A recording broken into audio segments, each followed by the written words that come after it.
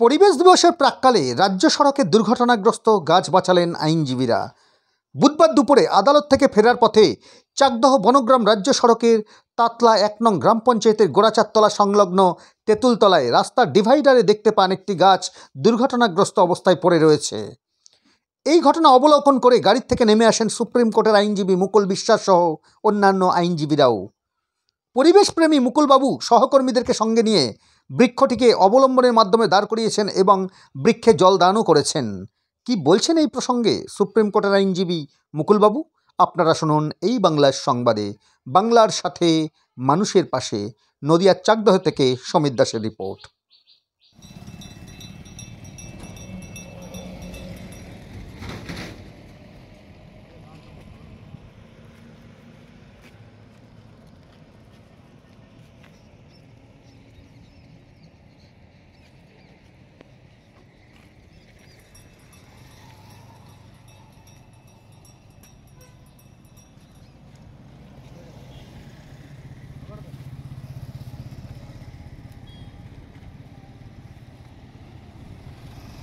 এখন আদালত থেকে ফিরছিলাম, তো রাস্তায় যাওয়ার পথে এই গ্রামটার নাম হচ্ছে তেঁতুলতলা, একদম চাকদা বনগাঁ রোডের মাঝখানে দেখলাম একটা গাছ গতকাল কোনো একটা দুর্ঘটনায়, কোনো একটা লরি দুর্ঘটনায় গাছটা ভেঙে পড়ে আছে, শেকড়টা উপড়ে আছে।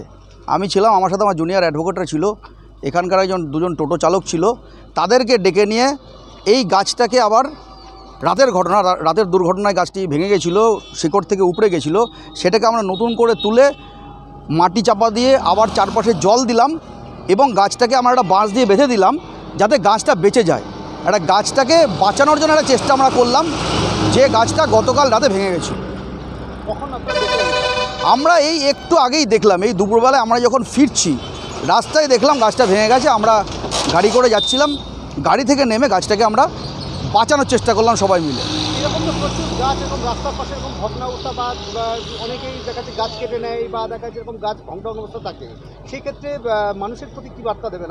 দেখুন, আমাদের এই অঞ্চলে যে সমস্ত জায়গায় গাছ কাটবার কোনো খবর আমরা পাই, আমরা ব্যক্তিগত উদ্যোগে সেগুলো বন্ধ করার চেষ্টা করি, ফরেস্ট ডিপার্টমেন্টকে জানাই।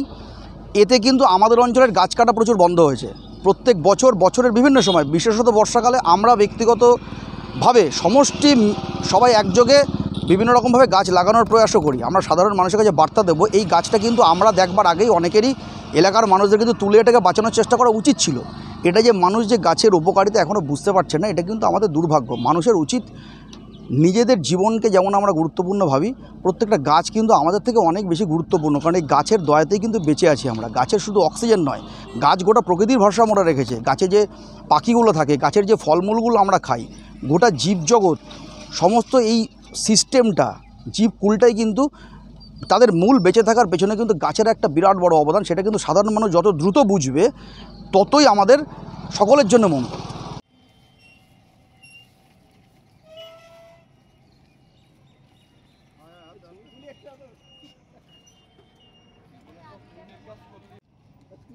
বাড়ির পাশে